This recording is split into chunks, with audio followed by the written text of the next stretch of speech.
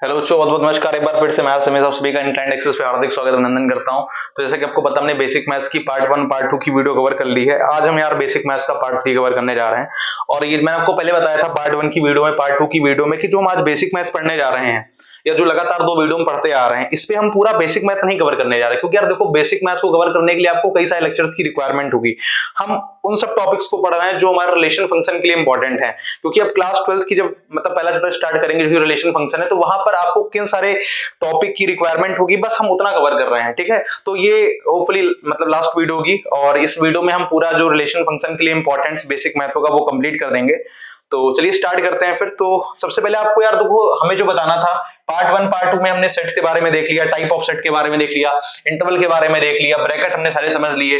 ठीक है, Venn diagram के बारे में भी हमने हल्का सा आपको बताया, यूनियन इंटरसेक्शन के बारे में आपको बताया। अब थोड़ा सा हम जो समझने वाले हैं वो कार्टेशियन प्रोडक्ट के बारे में समझने वाले हैं। तो सबसे पहले हेडिंग बनाए यहां पर कार्टेशियन प्रोडक्ट को लेकर के।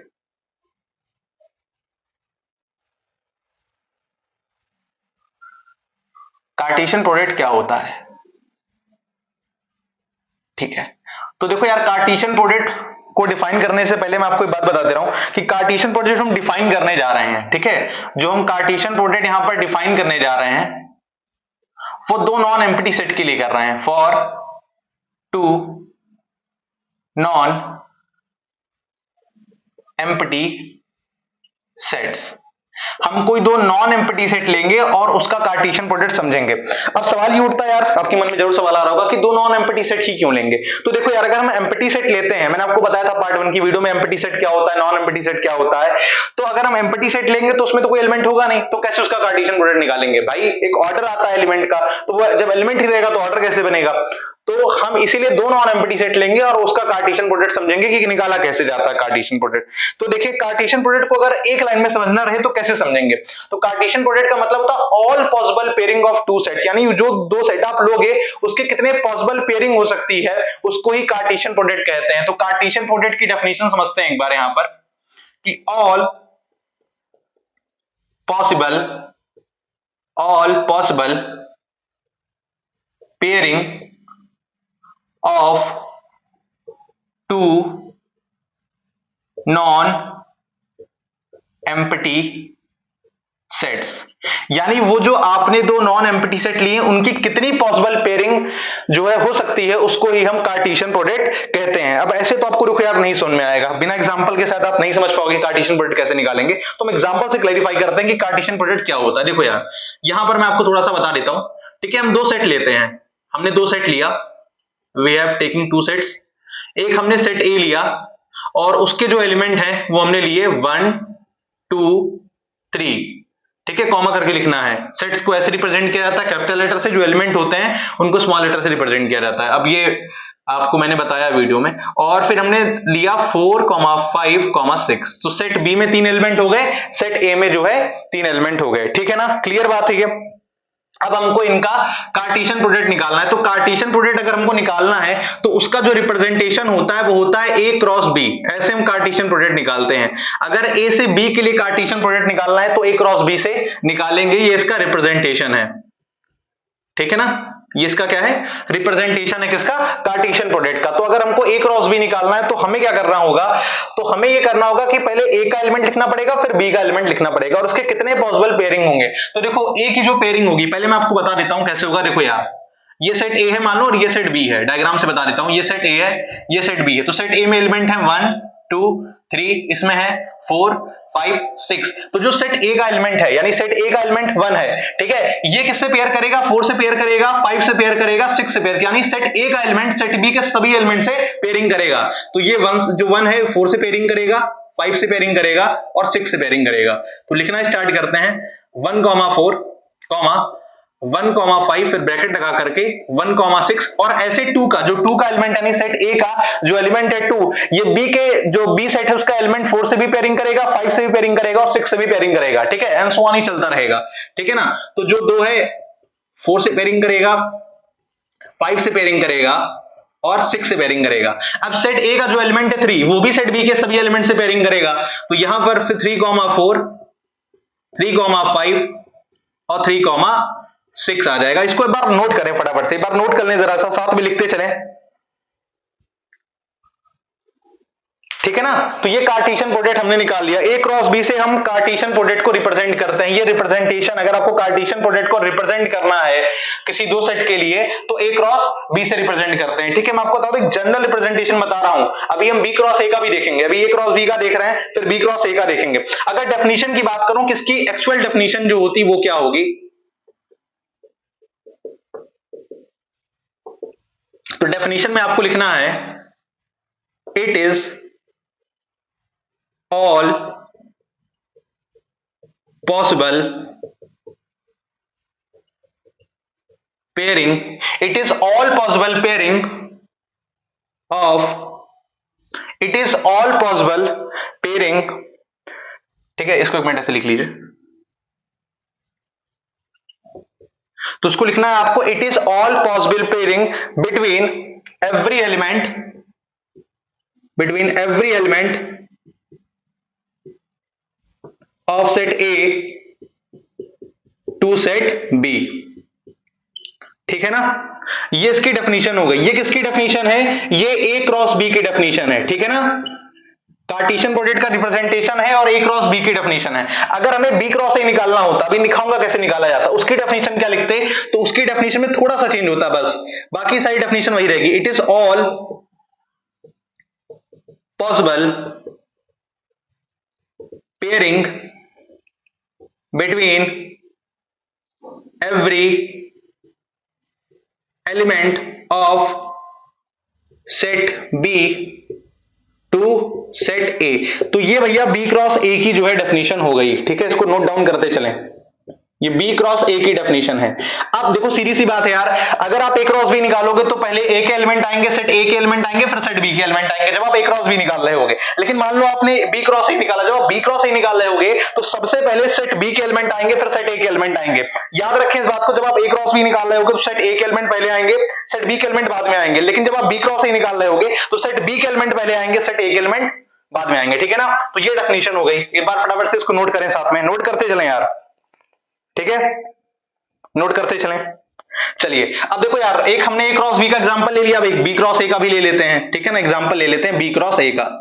अगर हमको बी क्रॉस ए निकालना है, और किसका निकालना है, इसी सेट का निकालना है। देखो बता रहा हूं, दो सेट वही लिया हमने, बस अभी हमें ए क्रॉस बी निकाला। अगर बी क्रॉस ए निकाले इसका, अगर इसका बी क्रॉस ए निकाले तो रिजल्ट क्या देखने को मिलेगा, ये फटाफट से एक बार देखते हैं।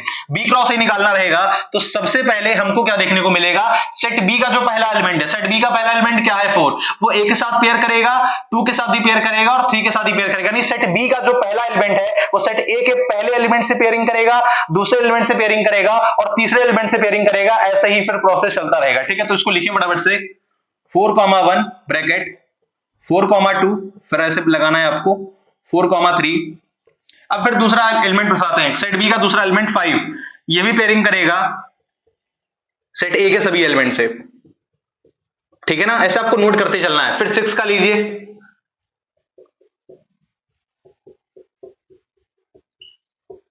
ठीक है, क्लियर है, एक बार देख लो जरा सा, ऐसे इसकी पॉसिबल पेयरिंग होगी। ठीक है ना, तो ये इसकी पॉसिबल पेयरिंग है बी क्रॉस ए की, और ऊपर जो पॉसिबल पेयरिंग है वो ए क्रॉस बी की है। फटाफट से एक बार इसको नोट करिए, इसको नोट करें एक बार फटाफट से। ठीक है, एक बार नोट करें। अच्छा, कुछ लोग पूछ रहे थे ऑर्डर क्या होता है, तो ऑर्डर आपको बता दूं, ऑर्डर क्या होता है। देखो यार, एक ऑर्डर जो होता है ना, मैं आपको ऑर्डर के लिए बताता हूं ऑर्डर होता क्या है, ध्यान से देखना और समझना। ऑर्डर क्या होता है, ये एक ऑर्डर है, ये एक ऑर्डर है, ये एक ऑर्डर है, ये एक ऑर्डर है, ये एक ऑर्डर है, ये सब क्या है, एक ऑर्डर है। ठीक है, ये सब एक ऑर्डर है। लेकिन अब ये मतलब सवाल उठता, अगर ये एक ऑर्डर है तो क्या ये भी एक ऑर्डर है, तो बिल्कुल ये भी एक ऑर्डर है। लेकिन आप देखें यहां पर सेट बी का जो पहला एलिमेंट है, सेट बी का पहला एलिमेंट कौन है 4, और सेट ए का पहला एलिमेंट कौन है 1। तो जब आपने बी क्रॉस ए निकाला तो पहले सेट बी का एलिमेंट आया, फिर सेट ए का एलिमेंट है। ध्यान रखने योग्य बातें हैं। यहां पर देखिए, जब आपने ए क्रॉस बी निकाला है तो यहां पर सेट ए का पहला एलिमेंट आया और सेट बी का एलिमेंट बाद में आया है। कहने का मतलब यार ये है कि जब आप ए क्रॉस बी निकालोगे, ए क्रॉस बी जब आप निकालोगे तो वहां पर सेट ए का एलिमेंट पहले आएगा, सेट बी का एलिमेंट बाद में आएगा, ये एक ऑर्डर है। और जब आप बी क्रॉस ए निकालोगे तो सेट बी का एलिमेंट पहले आएगा, सेट ए का एलिमेंट बाद में आएगा, ये एक ऑर्डर है। तो ऑर्डर का मतलब ये होता है कि जिस जिस भी आप मतलब चाहे आप ए क्रॉस से निकालें या फिर बी क्रॉस से निकालें, जिस भी आप सेट के लिए डिफाइन कर रहे होंगे, तो अगर सेट ए के लिए डिफाइन कर रहे होंगे तो सेट ए के एलिमेंट पहले आएंगे, सेट बी के लिए डिफाइन करेंगे तो सेट बी का एलिमेंट पहले आएगा। ये ऑर्डर होता है, ठीक है ना। फटाफट से एक बार इसको नोट कर लें, फिर अपन आगे की चीजें देखते हैं। ये एक जनरल ऑर्डर मैंने आपको बता दिया कि यार इस तरीके से क्रॉस भी निकाल सकते हैं, बी क्रॉस ए निकाल सकते हैं, ठीक है ना। चलिए आगे बढ़िए, ठीक है। चलो अब रिलेशन को थोड़ा सा समझ लेते हैं। जो रिलेशन होता है ना, relation is a subset of Cartesian product. Relation इसी का सबसेट होता है,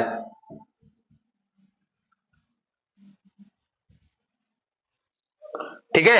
रिलेशन क्या होता है, कार्टेशियन प्रोडक्ट का सबसेट होता है, ठीक है ना।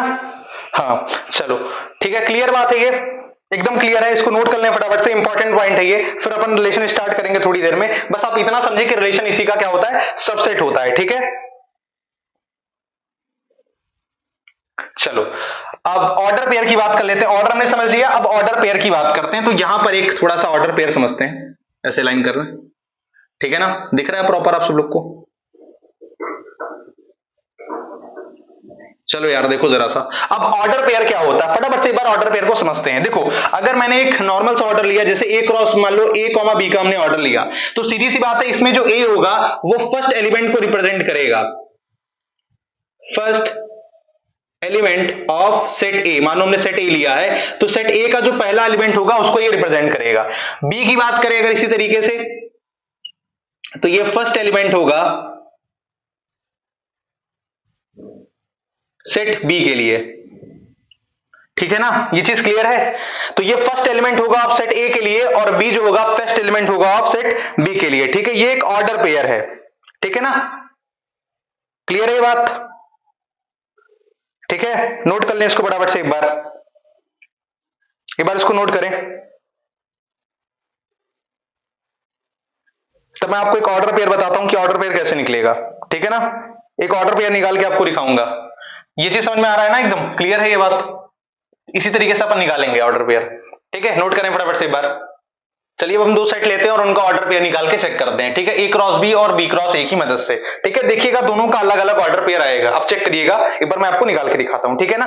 तो हमने सेट ए लिया, और सेट ए में हमने दो एलिमेंट लिए 1, 2, ठीक है। फिर ऐसे हमने सेट बी लिया और इसमें भी दो एलिमेंट लिए 3, 4।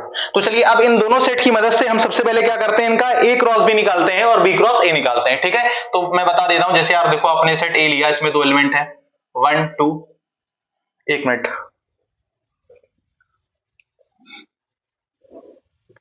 ठीक है। आपने सेट ए लिया मान लीजिए, उसके दो एलिमेंट हैं 1, 2। सेट बी आपने लिया, उसके दो एलिमेंट हैं 3 और 4, ठीक है। इसी पे हम जो है ए क्रॉस बी और बी क्रॉस ए निकालेंगे। चलिए फटाफट से ए क्रॉस बी निकालते हैं। तो जब आप ए क्रॉस बी निकालोगे तो आपको क्या करना है, ए की मैचिंग जो आप 3 के साथ कराओगे और 4 के साथ कराओगे। तो ए कॉमा मतलब 1, 3 करके लिखना है आपको, फिर ऐसे लिखना है, फिर आप 2 की कराओगे, ठीक है। इतने देखो बन गए, ए क्रॉस बी के एक ऑर्डर पेयर बन गए। अब बी क्रॉस ए का निकालो। जब आप बी क्रॉस ए का निकालोगे तो उसमें जो ये वाला यानी सेट बी का जो पहला एलिमेंट है वो सेट ए के पहले एलिमेंट से, और सेट बी का जो पहला एलिमेंट है वो सेट ए के दूसरे एलिमेंट से, ठीक है ना। चलिए फटाफट से इसको लिखते हैं एक बार। तो ये हो जाएगा 3, 1, 3, 2 और ऐसे 4 का आप कराओ आप, ठीक है ना। क्लियर बात है। अब यार देखो जो ऑर्डर पेयर होता है, वो एक ऑर्डर में होता है। जो ऑर्डर पेयर होता है वो एक ऑर्डर में होता है। आप यहां पर देखें, यहां पर ऑर्डर वेरी कर रहा है। कैसे वेरी कर रहा है, जब आपने ए क्रॉस बी निकाला, ध्यान से देखिएगा, जब ए क्रॉस बी निकाला तो सेट ए का जो पहला एलिमेंट है पहले आया है, फिर सेट बी का जो पहला एलिमेंट है बाद में आया है। फिर इस तरीके आप देखें, सेट ए का पहला एलिमेंट, फिर सेट बी का दूसरा एलिमेंट, फिर यहां पर अब सेट ए का दूसरा एलिमेंट और सेट बी का पहला एलिमेंट, फिर यहां पर देखें अब सेट ए का दूसरा एलिमेंट और सेट बी का दूसरा एलिमेंट। ए क्रॉस बी कंप्लीट हो गया। अब बी क्रॉस ए की बात करते हैं। बी क्रॉस ए में देखें, सेट बी का जो पहला एलिमेंट है यानी 3 वो पहले आया है और सेट ए का पहला एलिमेंट फिर आया है, ठीक है। फिर यहां पर देखें, सेट बी का पहला एलिमेंट और सेट ए का दूसरा एलिमेंट। इसी तरीके ये ऑर्डर जो है आगे चलता चला जाएगा, ठीक है। तो अब मुझे लगता है कि ये चीज क्लियर हो गया होगा आपको कि यार ऑर्डर पेयर क्या होता है, ऑर्डर पेयर कैसे निकालते हैं, ठीक है ना। इसको फटाफट से एक बार नोट कर लें जी, एक बार फटाफट से इसको नोट कर लीजिए। और एक इंपॉर्टेंट पॉइंट नोट डाल के लिखेंगे आप इसको, ठीक है। ये एक इंपॉर्टेंट पॉइंट है, अगर आप कोई सेट ए है, ठीक है ना, कोई सेट ए है, उसका आप कार्टेशियन प्रोडक्ट निकालते हैं किसी एम्प्टी सेट से। अभी मैंने नॉन एम्प्टी सेट के लिए बताया था, कुछ लोग सोचेंगे अगर एम्प्टी सेट रहेगा तो क्या होगा, आपने तो नॉन एम्प्टी सेट के लिए डिफाइन किया था। अगर मान लीजिए कि वो सेट एम्प्टी सेट होता है तो क्या रिजल्ट आएगा। तो यार देखो, जब आप कोई सेट लेते हो और उसका आप कार्टेशियन प्रोडक्ट निकालते हो किसी एम्प्टी सेट से, तो उसका जो रिजल्ट आता है वो एम्प्टी सेट आता है। यानी एम्प्टी सेट मतलब यार एक सिंबल रिप्रेजेंटेशन है ना एम्प्टी सेट का, 5 से रिप्रेजेंट करते हैं। अब इस बात को समझते हैं ये हुआ कैसे। देखो यार, सेट ए जो है वो आपका एक नॉन एम्प्टी सेट है, बहुत ध्यान से देखेंगे। सेट ए आपका कैसा है, ये एक नॉन एम्प्टी सेट है, नॉन एम्प्टी सेट है। अब सीधी सी बात, अगर नॉन एम्प्टी सेट है तो यार इसमें एलिमेंट होंगे। मैंने कहा यार बिल्कुल सही बात है, अगर सेट जो ए है आपका नॉन एम्प्टी सेट है तो इसमें एलिमेंट होंगे, और एलिमेंट होने भी चाहिए, इस वजह से ये नॉन एम्प्टी सेट है। तो यहां पर कुछ एलिमेंट होंगे। लेकिन ये वाला जो सेट है ये एम्प्टी सेट है। ये कैसा सेट है, ये एम्प्टी सेट है यार। अगर ये एम्प्टी सेट है भाई, इसमें कोई एलिमेंट नहीं होंगे। और आपको ये चीज पता है कि ऑर्डर तभी बनता है, ऑर्डर तभी बनता है जब हम किसी दो सेट को लेते हैं और उन दोनों में एलिमेंट होते हैं। ऑर्डर तभी आप बना पाओगे, ठीक है। पेयरिंग आप तभी कर पाओगे भाई। आप किसी चीज की पेयरिंग करते हैं तो पेयर होने के लिए दो लोग का होना जरूरी है। जैसे हस्बैंड की पेयरिंग आप वाइफ के साथ कर सकते हो, ठीक है, भाई की बहन के साथ कर सकते हो, माता जी की पिताजी के साथ में आप कर सकते हो। कहने का मतलब जब आप पेयरिंग करते हैं तो किसी दो लोग का होना जरूरी है। जब दो लोग होंगे ही नहीं तो पेयरिंग कैसे करोगे आप खुद के साथ खुद की पेयरिंग कर पाओगे कभी क्या, बताओ जरा सा एक बार, क्या कर पाओगे, ऐसा नहीं कर पाओगे ना यार। तो पेयरिंग करने के लिए आपको दो चीजों का होना जरूरी है, यानी दो ऑब्जेक्ट्स का होना जरूरी है या दो एलिमेंट्स का होना जरूरी है। सेट की डेफिनेशन की बात आपसे बता रहा हूं आपको, ठीक है। तो लेकिन जब आप पेयरिंग करोगे यार तो एलिमेंट है ही नहीं, सेट बी में कोई एलिमेंट ही नहीं भाई, खाली है, एम्प्टी है, कुछ है ही नहीं, कैसे पेयरिंग करोगे। आप ऐसे समझो कि मान लो किसी क्लास में आप गए और 10 बच्चे हैं, क्लास 10th में मान लीजिए आप गए, वहां पर 10 बच्चे हैं। फिर क्लास 12th में आप गए और वहां पर एक भी बच्चे नहीं हैं और आपको पेयरिंग करनी थी, यानी क्लास 10th का एक बच्चा, क्लास 12th का एक बच्चा, क्लास 10th का एक बच्चा, क्लास 12th का एक बच्चा। लेकिन भाई साहब जब इंटर यानी क्लास 12th में एक भी बच्चा है ही नहीं, तो आप पेयरिंग कैसे कर पाओगे, कर पाओगे पेयरिंग, पॉसिबल है क्या यार, नहीं पॉसिबल है। तो पेयरिंग होने के लिए दो एलिमेंट्स या दो ऑब्जेक्ट्स का होना जरूरी है, तब अपन पेयरिंग कर पाएंगे, ठीक है ना। इसको नोट करें फटाफट से, उम्मीद है मुझे आपको चीज समझ में आई होगी। और एग्जाम्पल भी आप ले सकते हैं, अगर आप चाहो तो मैं एग्जाम्पल भी यहां पर आपको लिख के दिखा देता हूं, आप ऐसे भी समझ सकते हो अगर आप चाहो तो। यानी सेट ए में मान लो 3 एलिमेंट हैं, 3, 4, 5, ठीक है। और सेट बी में जो एलिमेंट है 5। चलो अब एक क्रॉस बी निकालो। अब एक क्रॉस बी हम कैसे निकालते हैं, तभी मैंने ऊपर ही आपको जस्ट बताया भैया कि सेट ए का पहला एलिमेंट सेट बी का पहला एलिमेंट। तो सेट ए का पहला एलिमेंट तो 3 है, सेट बी का पहला एलिमेंट है ही नहीं भाई, सेट बी का पहला एलिमेंट है ही नहीं। तो आप यहां पर ए क्रॉस बी क्या हो जाएगा आपका 5 हो जाएगा, सीधा सा ये आंसर आ जाएगा आपका, ए क्रॉस बी का आंसर आपका 5 आ जाएगा, ठीक है। अगर एक सेट आपका एम्प्टी सेट होगा तो इसका आंसर 5 हो जाएगा, ठीक है ना। इसको बराबर से बार नोट करें, नोट करते चलें एक बार, ठीक है, नोट करें, चलिए बराबर से बार नोट करते चलें इसको। और एक जनरल सा फॉर्मूला मैं आपको देना चाहता हूं, इस फॉर्मूले को नोट कर लें। इस फॉर्मूले को यार अभी जो मैं आपको चीजें बता रहा हूं ना, आपको शायद लग रहा होगा कि शायद अभी उतनी यूजफुल नहीं है, लेकिन आप यकीन मानो जब आप रिलेशन फंक्शन चैप्टर पढ़ रहे होंगे क्लास 12 के, जब हम कुछ अच्छे क्वेश्चंस कर रहे होंगे तो वहां पर इन सब चीजों का यूज होगा, हल्की हल्की चीजें यूज होंगी। आपको ये चीज वहां पर क्वेश्चन कभी आएगा एक क्रॉस बी निकालने के लिए और आपको यही नहीं पता रहेगा एम्प्टी सेट के साथ में एक क्रॉस बी क्या होता है, तो आप नहीं कर पाओगे सवाल। तो वहां पर आपको रिक्वायरमेंट होगी इन सब चीजों की। तो अगर आपको वहां पर इन चीजों की रिक्वायरमेंट होगी और आपने यहां पे स्किप कर दिया तो फिर आपको प्रॉब्लम फेस करनी पड़ेगी यार। तो वहां पर प्रॉब्लम ना फेस करनी पड़े, यहां पर अपन अच्छे से पढ़ लेते हैं एकदम सीक्वेंशियल तरीके से, ठीक है ना। चलो फिर फटाफट से एक बार लिख करके आपको दिखाता हूं। ऐसे अगर आपको बता दूं कि number of element in set A m है, क्या बोल रहा हूं, number of element in set A is equal to m, यानी number of element set A में कितने एलिमेंट हैं, तो m एलिमेंट है। फिर मैंने कहा number of element in set B, यानी सेट बी में कितने एलिमेंट होंगे, तो वो n है, ठीक है। तो इसको बोलेंगे number of element in set B, number of element in set B, यानी number of element in set B में कितने होंगे, n होंगे। अगर number of element in set A m है, number of element in set A m है, number of element in set B n है, तो मुझे आप ये बताइए कि number of element in A cross B क्या होगा। यहां से मुझे बताएं कि number of element in A cross B क्या होगा। इसको ऐसे भी लिख सकते हैं आप, number of element in A cross B, ये क्या होगा, तो ये होगा m इंटू n, यानी m और n का प्रोडक्ट कर दीजिए, वो नंबर ऑफ एलिमेंट आ जाएंगे ए क्रॉस बी के लिए, ठीक है। m इंटू n कर दीजिए तो नंबर ऑफ एलिमेंट आ जाएंगे ए क्रॉस बी के लिए। इस फॉर्मूले को नोट करें फटाफट से, बहुत इंपॉर्टेंट फॉर्मूला है ये, नोट करें फटाफट से एक बार, नोट करें, नोट करें, जल्दी से नोट करें एक बार। और अगर आप चाहते हैं कि सर वेरीफाई कराइए हमको ये चीज, इसका एक बार फटाफट से एक बार वेरिफिकेशन करा के हमको दिखाइए कि हाँ ये फॉर्मूला जो आपने निकाला ये सही आया। तो ऊपर यार देखो सीधी सी बात है, हमने ऐसे देख लेते हैं कि सेट ए में हमने 2 एलिमेंट लिए थे और सेट बी में हमने 2 एलिमेंट लिए थे। सेट ए में कितने एलिमेंट हैं इसी फॉर्मूले में देखें, सेट ए में कितने एलिमेंट हैं इस वाले क्वेश्चन के हिसाब से बता रहा हूं, इस वाले क्वेश्चन के हिसाब से तो 2 एलिमेंट हैं। सेट बी में कितने एलिमेंट हैं, काउंट करो फटाफट से। अरे भाई एक एलिमेंट ये, एक एलिमेंट ये, एक एलिमेंट ये, एक एलिमेंट ये, तो सेट ए में 2 एलिमेंट, सेट बी में 2 एलिमेंट। तो हमें ये बताओ कि number of element in A cross B क्या आएगा। अभी तो बताया हम इनटू एन, तो 2 इंटू 2 कितना हो जाएगा 4। यानी जब आप ए क्रॉस बी निकालोगे उसमें 4 एलिमेंट आएंगे। आइए फटाफट से एक बार काउंट करते हैं। देखिए ए क्रॉस बी में एक एलिमेंट, 2 एलिमेंट, 3 एलिमेंट, 4 एलिमेंट, यानी ये फॉर्मूला सही है। ठीक है, बी क्रॉस ए के लिए निकाल लेते हैं number of element in B cross A. अरे यार तो फिर 2 इंटू 2 तब बी होगा और फिर ये 4 आएगा, तो फिर से काउंट करो 1 2 3 4, सॉरी यार, ठीक है, तो तब भी 4 आएंगे, तब भी 4 आएंगे। तो number of element in A cross B निकालोगे तब भी आपके 4 आएंगे और number of element in B cross A निकालोगे तब भी आपके 4 आने वाले हैं। ठीक है ना, नोट करें फटाफट से एक बार, इसको नोट करिए फटाफट से, नोट करें जल्दी से एक बार। अच्छा एक बात और आपको बता दूं कि अगर एक मतलब कोई जाता है कि जनरल एक मतलब एग्जांपल लेकर के बता दे तो वही बता देता हूं, कोई दिक्कत नहीं, आप ऐसे समझ लो एग्जांपल लेकर के कि number of element in set A मान लो 5 है और number of element in set B 4 है। अब आपको ये बताना है कि number of element in A cross B कितने होंगे। फटाफट से एक बार आंसर करें, वीडियो पॉज करें और इसका आंसर बताएं मुझे, फटाफट से एक बार बताएं इसका आंसर क्या आने वाला है। Number of element in A cross B कितना आएगा, तो वो आने वाला है 5 इंटू 4 20। ठीक है, 20 इसका राइट आंसर होगा। फटाफट से एक बार देख लें क्या आपका आंसर सही है, चेक करके बताएं क्या आप सभी का आंसर सही आया है। चलिए अब रिलेशन के बारे में समझते हैं कि रिलेशन क्या होता है। तो देखो यार, आप सबसे पहले इंपॉर्टेंट हेडिंग आप डाल दीजिए रिलेशन, कि रिलेशन होता क्या है।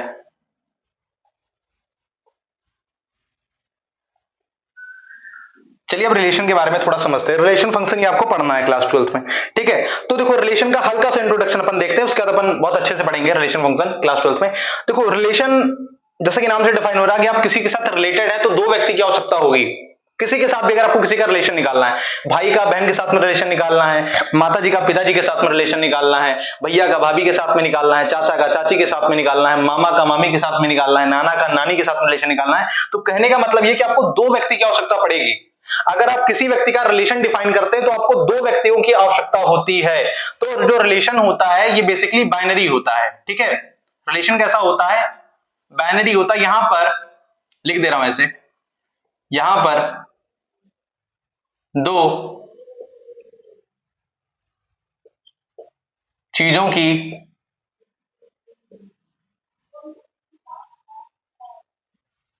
रिक्वायरमेंट होती है। ठीक है ना, यहां पर 2 चीजों की रिक्वायरमेंट होती है तब जाकर के आप रिलेशन डिफाइन कर पाएंगे। फटाफट से एक बार नोट करें इस इंपॉर्टेंट पॉइंट को, यहां पर 2 चीजों की रिक्वायरमेंट होती है तब जाकर के आप रिलेशन को डिफाइन कर पाएंगे। ठीक है, अभी मैंने थोड़ी देर पहले ही आपको एक बात बताई थी कि रिलेशन जो होता है वो सबसेट होता है ए क्रॉस बी का। तो relation is a subset of A cross B. जो रिलेशन होता है ये क्या होता है, सबसेट होता है किसका, ए क्रॉस बी का। तो relation is a subset of A cross B. इस पॉइंट को फटाफट से नोट करें, relation is a subset of A cross B. आप ये भी कह सकते हैं कि रिलेशन कार्टेशियन प्रोडक्ट का सबसेट होता है। Relation is a subset of Cartesian product. ठीक है, इसको भी नोट कर सकते हैं। क्यों, क्योंकि ये क्या है, कार्टेशियन प्रोडक्ट ही तो है, कुछ और थोड़ा है यार। A cross B, B cross A, ठीक है, ये सब क्या है, कार्टेशियन प्रोडक्ट ही है। ठीक है ना, फटाफट से एक बार नोट करें। और सिंबल में मान लीजिए अगर आपको रिप्रेजेंट करना है इसी चीज को सिंबल से लिखना है तो आप ऐसे लिख दो, कोई दिक्कत नहीं है। ये सबसेट का सिंबल होता है। ठीक है, ठीक है, इसको नोट करें फटाफट से एक बार, जल्दी जल्दी नोट करते चलिए, फटाफट से नोट करें। चलिए अब हल्का सा मैं आपको सबसेट के बारे में बता देता हूं। ठीक है, हल्का सा एक बार, क्योंकि मैंने सबसेट के बारे में आपको बताया बहुत डिटेल में, तो फिर हल्का सा एक बार आपको रिकॉल करा देते हैं। पार्ट 1 में मैंने बताया था सबसेट के बारे में, तो एक बार हल्का सा एक बार आपको बता देते हैं सबसेट क्या होता है। देखो यार, सबसेट जो होता है, अगर आप किसी 2 सेट के लिए डिफाइन कर रहे हैं तो सेट ए के सभी एलिमेंट अगर सेट बी में एग्जिस्ट करते हैं तो उसको सबसेट कहते हैं। फिर से मैं कह रहा हूं, सेट ए के अगर सभी एलिमेंट सेट बी में एग्जिस्ट करते हैं तो उसको सबसेट कहते हैं। तो set A is said to B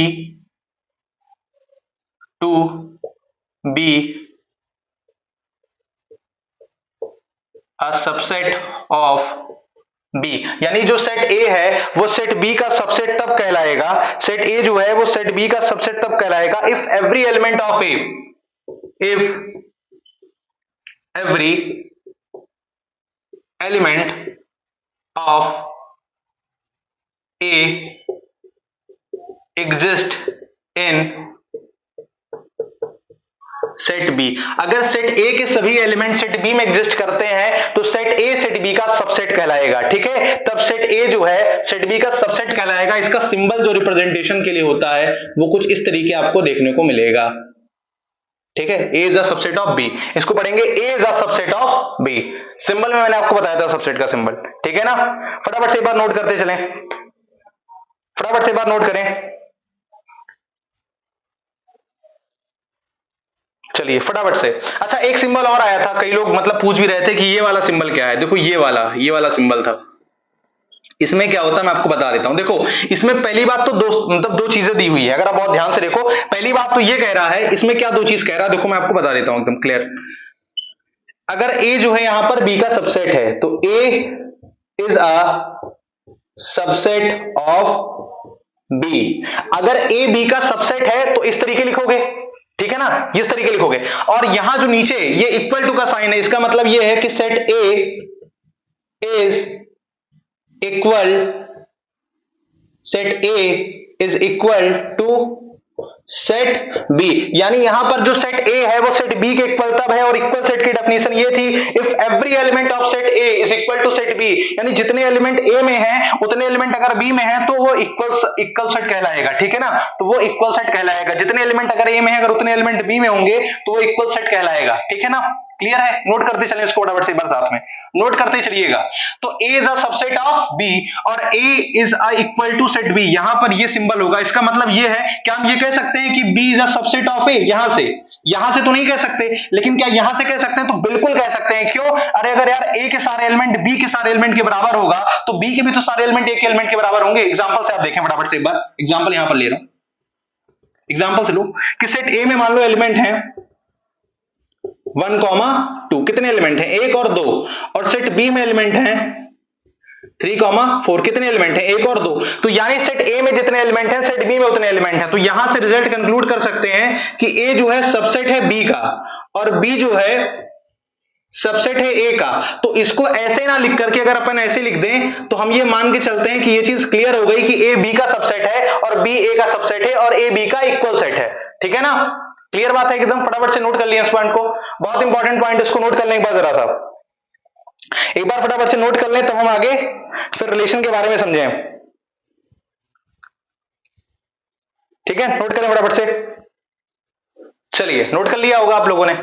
अब रिलेशन को हम इस तरीके से पढ़ते हैं। कुछ रिलेशन को अगर हमें डिफाइन करना रहे, जब हम रिलेशन को डिफाइन करते हैं तो कुछ इस प्रकार से डिफाइन करते हैं। जैसे मान लो अभी हम किसी एक सेट का खुद से रिलेशन डिफाइन कर रहे हैं, तो relation is defined from set A to A. जब हम किसी सेट का खुद से खुद का रिलेशन डिफाइन करते हैं तो उसमें हम लिखते हैं कि रिलेशन यानी R is such that is defined from set A to A, ठीक है। तो हम इसको डिफाइन करते हैं सेट ए से सेट ए के लिए। तो relation is defined from set A to A. Relation is defined from set A to A।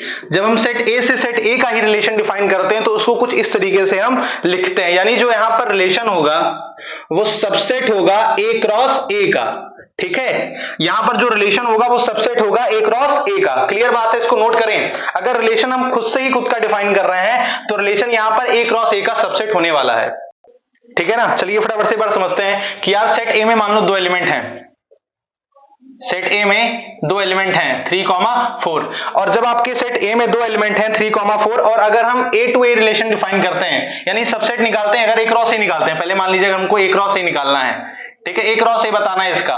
तो भैया सेट ए भी ए होगा और यहां पर कितने एलिमेंट होंगे 3 4, और अगर ए क्रॉस ए निकालना है तो सेट बी में भी आपके 2 एलिमेंट होंगे 3 4। तो ए का इससे रिलेशन होगा, इससे रिलेशन होगा, फिर 4 का इससे रिलेशन होगा, इससे रिलेशन होगा। तो यहां से ए क्रॉस ए निकल के आएगा, ए क्रॉस ए निकल के आएगा 3 से 3 के लिए, 3 से 4 के लिए, फिर 4 से 3 के लिए और 4 से 4 के लिए। तो कुछ इस तरीके से ए क्रॉस ए आपका निकल के आने वाला है, ठीक है ना। क्लियर, एक बार फटाफट से इसको नोट कर लें, एक बार नोट कर लें जरा सा इसको एक बार। चलिए अब हम टाइप्स ऑफ रिलेशन फटाफट से एक बार देख लेते हैं कि यार कितने टाइप के रिलेशन होते हैं, ठीक है ना। तो हेडिंग बनाए टाइप्स ऑफ रिलेशन की।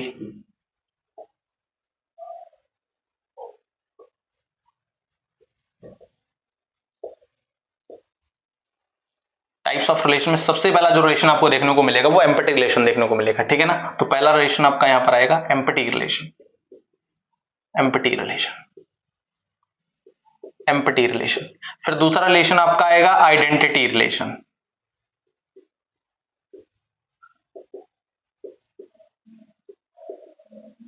Identity relation. फिर तीसरा रिलेशन आपको देखने को मिलेगा यूनिवर्सल रिलेशन, यूनिवर्सल रिलेशन।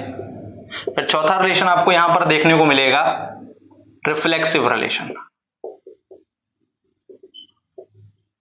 जो कि मैं आपको थोड़ा सा बता दूंगा, कंप्लीट कर लूं। फिर आपको सिमेट्रिक रिलेशन देखने को मिलेगा, सिमेट्रिक रिलेशन। फिर आपको इसके बाद ट्रांजिटिव रिलेशन देखने को मिलेगा, ट्रांजिटिव रिलेशन। अब देखो यार, रिलेशन फंक्शन 11th में भी था, रिलेशन फंक्शन इंटर में भी यानी 12th में भी है। तो ये जो 3 रिलेशन हैं आपके, ये वाले, ये आपके 11th में थे, और ये जो 3 रिलेशन है ये हमको 12th में पढ़ने यानी इंटर में पढ़ने हैं, ठीक है। इस बार बोर्ड एग्जाम में यही 3 रिलेशन आपके आएंगे, reflexive relation, symmetric relation, transitive relation. और यकीन मानिए मेरा, ये तीनों रिलेशन इतने आसान है यार, इतने आसान, मैं आपको क्या बताऊं, बहुत आसान रिलेशन है ये। आज आप पढ़ोगे ना तो रिफ्लेक्सिव भी आपको इजीली समझ में आ जाएगा, सिमेट्रिक भी, ट्रांजिटिव भी। बस फर्क इतना है कि ट्रांजिटिव वाला थोड़ा सा जो है मतलब लोगों को थोड़ा सा डिफिकल्टी फेस करनी पड़ती है उसको समझने में, लेकिन अगर आपने एक बार ट्रांजिटिव रिलेशन समझ लिया तो फिर आपको कभी दिक्कत होगी ही नहीं। सवाल आप इसके बहुत आराम से बना लोगे, क्योंकि इसमें कुछ बहुत गणित तो लगती नहीं है यार। आपको स्टेटमेंट वाइज क्वेश्चन आते हैं, हर बार एग्जाम में आता है क्वेश्चन, आपको वही क्वेश्चन करने होते हैं, ठीक है ना। तो आसान होता है ये, फिर आप कर लोगे बहुत आसानी से। तो हमने पढ़ लिया टाइप्स ऑफ रिलेशन में empty relation, universal relation, identity relation, reflexive relation, symmetric relation और ट्रांजिटिव रिलेशन। चलिए फटाफट से एक बार इसको नोट कर लें, नोट करें।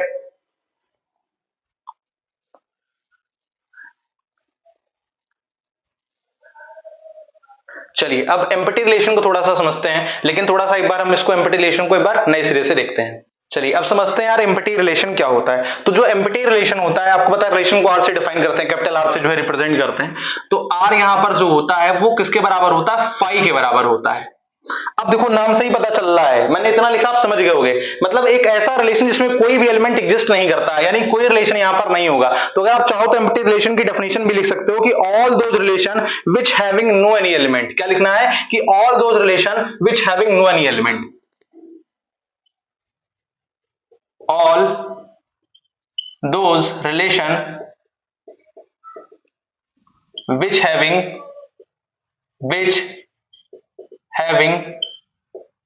no any elements, ठीक है ना।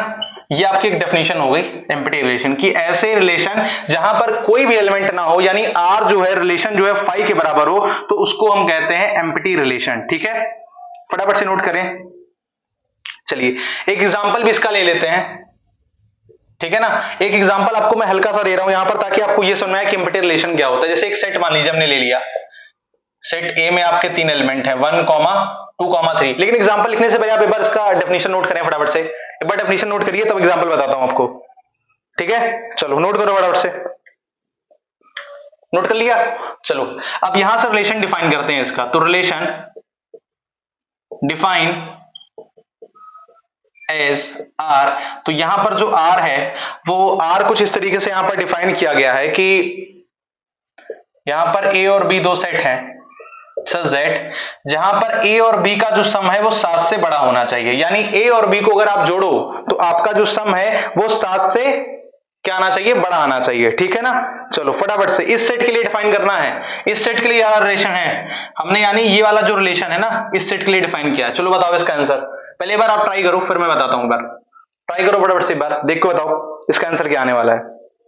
बताओ बताओ बताओ बताओ। तो सबसे पहले आपको एक बात पता होगी, जो रिलेशन होता है वो सबसेट होता है कार्टेशियन प्रोडक्ट का। यानी यहां पर अगर एक ही सेट दिया है तो हम ए क्रॉस ए ही निकालेंगे। अगर भाई दो सेट दिया होता तो ए क्रॉस भी निकालते, लेकिन अगर एक सेट दिया तो हम ए क्रॉस ए निकालेंगे। तो जैसे ही अगर हम ए क्रॉस ए निकालेंगे, आप ये बात समझो, जैसे अगर आप ए क्रॉस ए निकालोगे तो आपको यहां पर लिखना पड़ेगा ए क्रॉस ए, ठीक है। फिर आप यहां पर ऐसे बना लो यार आसानी से, इधर एक बना लो, एक इधर बना लो, 1 2 3 1 2 3। अब ए का यहां से ऐसे मैचिंग करनी है, ठीक है। तो 1 1 1 2 1 3 ऐसे 2 का बनाओगे, 2 1 2 2 2 3 3 1 3 2 3 3, ठीक है ना। इस तरीके से आप ए क्रॉस ए निकाल लोगे। फटाफट से निकाल लो एक बार जरा सा ए क्रॉस ए।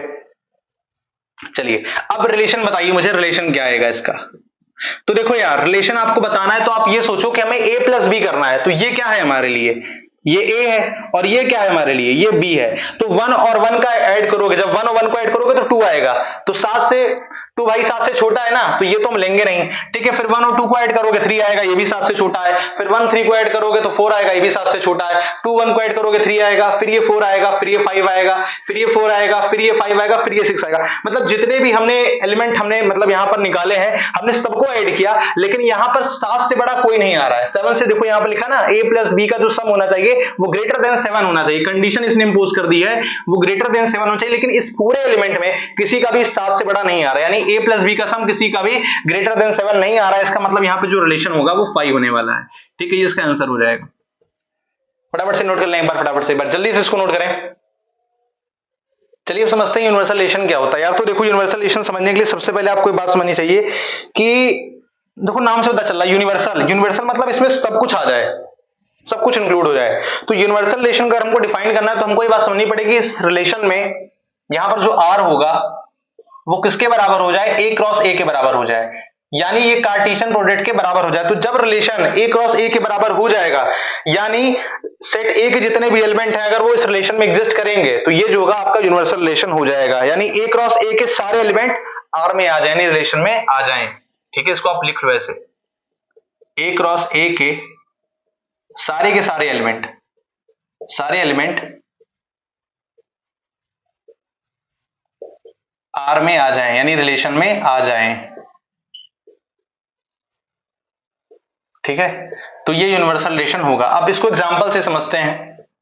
तो फिर वही एग्जांपल लेना यार, एग्जांपल तो वही उसी से समझना है। एग्जांपल में तो आपको कुछ मतलब अलग तो करना नहीं है यार। सेट ए का मान लो हमने ले लिया, और एग्जांपल यहां पर तो हमने 3 एलिमेंट लिए, और यहां पर जो रिलेशन है आपका वो कुछ इस तरीके से डिफाइन है, ठीक है। वही रिलेशन डिफाइन करते हैं अपन, लेकिन इस बार आपको एक कंडीशन क्या देनी है। यहां पर आपको याद होगा हमने अगली कंडीशन में ये वाला लिया था। अब आपको क्या करना है, इसको साइन को चेंज कर देना है, यानी a प्लस बी का जो सम हो वो 7 से छोटा रहे। तो किसमें आएगा ये देखते हैं। तो उससे पहले हम निकालते हैं a cross a। a cross a निकालोगे तो यहां पर सबसे पहले ये आ जाएगा, ठीक है।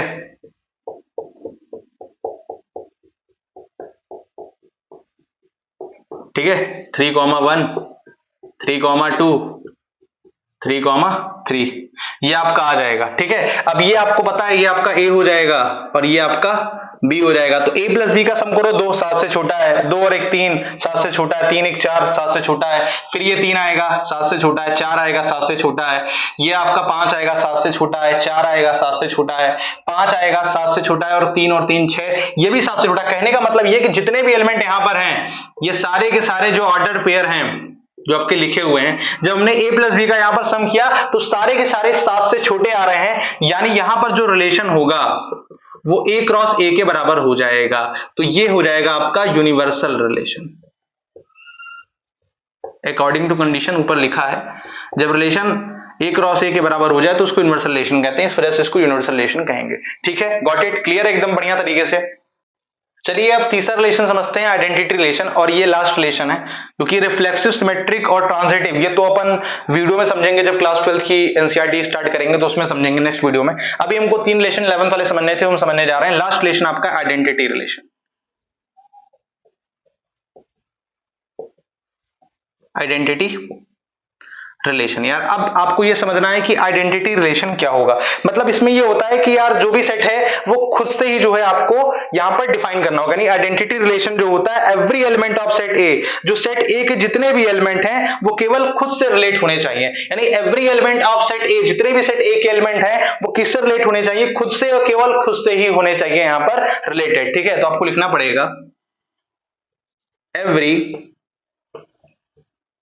every element of set A, every element of set A must be related only, यानी केवल और केवल खुद से, किसी और से नहीं, केवल खुद से रिलेटेड होने चाहिए। तो ऐसे रिलेशन को हम बोलेंगे आइडेंटिटी रिलेशन। यानी every element of set A must be related to only itself. ठीक है, इस रिलेशन को बोलेंगे आइडेंटिटी रिलेशन, जिसमें से आप ये लिख सकते हैं कि फॉर एवरी, जितने भी यहां पर ए होंगे वो सेट ए को बिलोंग करेंगे, और A comma A belongs to R, वो रिलेशन को बिलोंग करेगा। ठीक है, वो सारे के सारे रिलेशन में आपके आने वाले हैं। ऐसे एग्जांपल लेते हैं, हमने एक सेट लिया, मान लीजिए 3,4,5।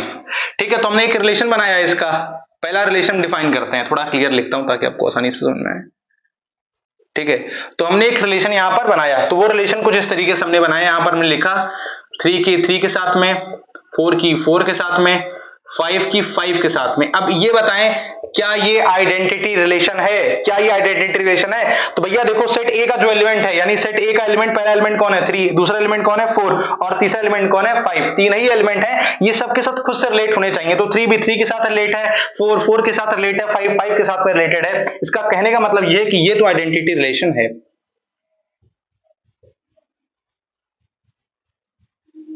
ये आइडेंटिटी रिलेशन है। लेकिन अगर इसी तरीके हम रिलेशन 2 को डिफाइन करते और हम लिखते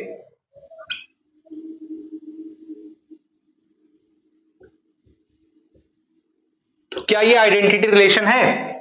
तो ये आइडेंटिटी रिलेशन नहीं है। क्यों? क्योंकि भैया यहां पर 5 भी तो है एलिमेंट सेट ए का, तो 5 5 के साथ कहां रिलेटेड है? ये केवल यहां पर ये कह रहा है कि एवरी एलिमेंट, देखो यहां पर लिखा है एवरी, यानी प्रत्येक एलिमेंट, तो यहां पर सारे एलिमेंट रिलेटेड नहीं खुद से। तो सारे एलिमेंट रिलेटेड नहीं होंगे खुद से, तो ये आइडेंटिटी रिलेशन नहीं होगा। एक एग्जांपल और लेते हैं, लास्ट एग्जांपल है, फिर अपन कंक्लूड करेंगे और फंक्शन पे चलेंगे। लास्ट टॉपिक है फंक्शन, उसके बाद अपन कंप्लीट कर देंगे इन सब चीजों को।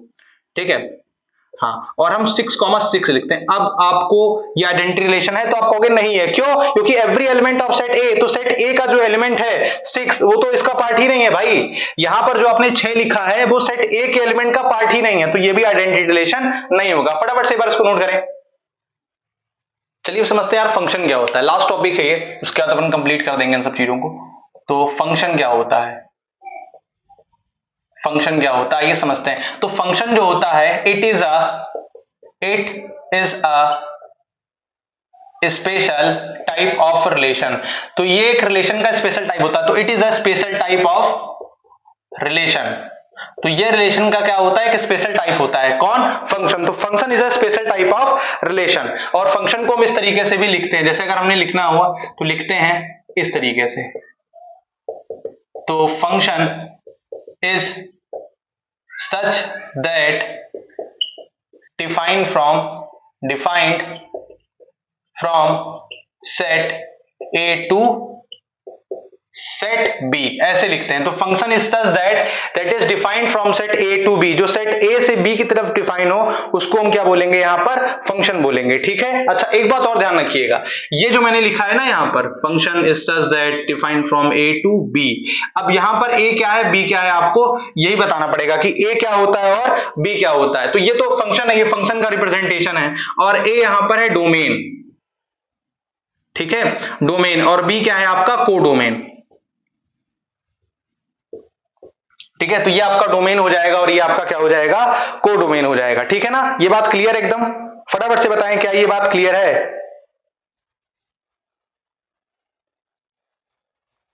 बताएं जरा सा एक बार, क्या ये फंक्शन क्लियर है? आपको इतनी बात समझ में आ गई कि रिप्रेजेंटेशन कैसे करना है?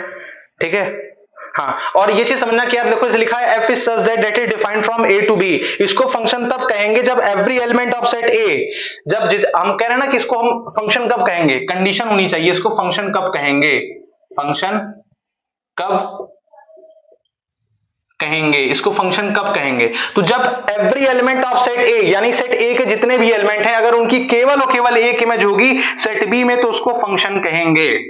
तो आपको लिखना है every element of set A has having only one image in set B. Set B को यहां पर क्या बोलेंगे? कोडोमेन, यानी कोडोमेन में उसकी केवल एक इमेज होनी चाहिए, और सेट ए यहां पर यानी डोमेन, तो उसको क्या बोलेंगे? फंक्शन। ठीक है, तब ये फंक्शन होगा, तब ये फंक्शन की कंडीशन को फुलफिल करेगा जब every element of set A, if every element of set A having only one image in set B, तो उसको क्या बोलेंगे? फंक्शन बोलेंगे। तो अगर ये कंडीशन फुलफिल करेगा तब जाकर के फंक्शन जो है यहां पर डिफाइन होगा फ्रॉम ए टू बी। ठीक है ना, फटाफट से एक बार इसको नोट कर लें, जरा सा नोट करें। चलिए, जैसे अब कुछ एग्जांपल ले लेते हैं, इसके एग्जांपल हम ऐसे समझ लेते हैं कि जैसे मान लीजिए आपके पास दो सेट हैं, सेट ए और सेट बी, यहां पर एलिमेंट है 1 2, यहां पर एलिमेंट है 3 4। तो अगर 1 3 के साथ रिलेटेड है, 2 4 के साथ रिलेटेड है, तो ये फंक्शन होगा, तब ये फंक्शन होगा। इसी तरीके से एक बार और देखते हैं, अगर यहां पर 1 है, 2 है, 3 है, यहां पर 4 है, 5 है, ऐसे मान लीजिए यहां पर 3 एलिमेंट है और यहां पर 2 एलिमेंट है। तो अगर ये मान लीजिए इसके साथ रिलेटेड है, एक मिनट, जस्ट इसको हम एक बार मतलब अच्छे तरीके से बता देते हैं कि आपको ये चीज देखना कैसे। जैसे अगर मान लीजिए दो सेट है, अरे वायर माइक का बहुत फंसता है यार, तो ये यहां देखो अगर 1 4 से रिलेटेड है और ये इस तरीके से रिलेटेड है और 3 5 से रिलेटेड है, तो क्या ये फंक्शन होगा? फटाफट से बताएं। तो आप ध्यान से देखें, यहां पर जो सेट ए का एलिमेंट है उसकी केवल एक इमेज है, दो इमेज नहीं है, यानी सेट ए का जो एलिमेंट 1 है ये 4 के साथ इमेज बना रहा है और सेट 2 का जो एलिमेंट है इसकी भी एक इमेज 4 है। तो ये जो है आपका फंक्शन होगा या नहीं होगा? फटाफट से बताएं। तो ये फंक्शन आपका होगा। ठीक है, ये आपका फंक्शन होगा, ये आपका फंक्शन होगा। लेकिन अगर इसका उल्टा हो जाए, यानी अगर ऐसा हो 1 2 3 4 5, अगर ये इमेज ऐसे ना बन करके, यानी इसी के लिए डिफाइन कर रहा हूं, तो आप ये चीज समझें कि ये इमेज अगर ऐसे ना बन करके ऐसी बन जाए तब दिक्कत है, फिर बहुत दिक्कत होगी आपको। तब ये जो फंक्शन होगा वो डिफाइन नहीं होगा, तब ये वाला जो फंक्शन होगा वो डिफाइन आपका नहीं होने वाला है। ठीक है ना, तब फंक्शन नहीं होगा, तो फंक्शन नहीं होने वाला है। ठीक है ना, ये चीज समझ में आ गया आपको? चलिए टाइप ऑफ फंक्शन पढ़ लें, कितने टाइप के फंक्शन होते हैं। तो यहां पर टाइप ऑफ फंक्शन भी देख लेते हैं, बस ये लास्ट टॉपिक है, टाइप ऑफ फंक्शन। ठीक है, तो सबसे पहला जो फंक्शन होता है 1 1 फंक्शन। कौन सा फंक्शन? 1 1 फंक्शन। दूसरा होता है many one function, many one. तीसरा होता है ऑन टू फंक्शन और चौथा होता है इनटू फंक्शन। ठीक है, तो ये 4 फंक्शन आपको पढ़ने हैं जो कि हम क्लास 12 में बहुत अच्छे तरीके से एकदम बेसिक तरीके से पढ़ेंगे। और बस इतना ही सब कुछ बताना था यार आपको, जब आपको मैक्सिमम चीजें मैंने बता दी है। और थैंक यू सो मच, आपने इन सारी चीजों को देखा, आपने रिकॉल भी किया। और बस आपसे छोटी सी रिक्वेस्ट है यार, एक बार इसको रीड जरूर कर लेना, एक बार रिवीजन कर लेना इसका, सभी का रिवीजन पार्ट 1 पार्ट 2 और पार्ट 3। फिर से बता दे रहा हूं आपको कि आपको पार्ट 1 पार्ट 2 और पार्ट 3 इन तीनों का रिवीजन करके आपको जो क्लास 12 की जो रिलेशन फंक्शन अपन पढ़ाने वाले हैं आगे, तब आपको आना है। जब आप इतना सब कुछ पढ़ करके आएंगे तो आपको सारी चीजें आसान समझ में आएंगी। ठीक है, मिलते हैं फिर नेक्स्ट सेशन में, तब तक के लिए थैंक यू सो मच।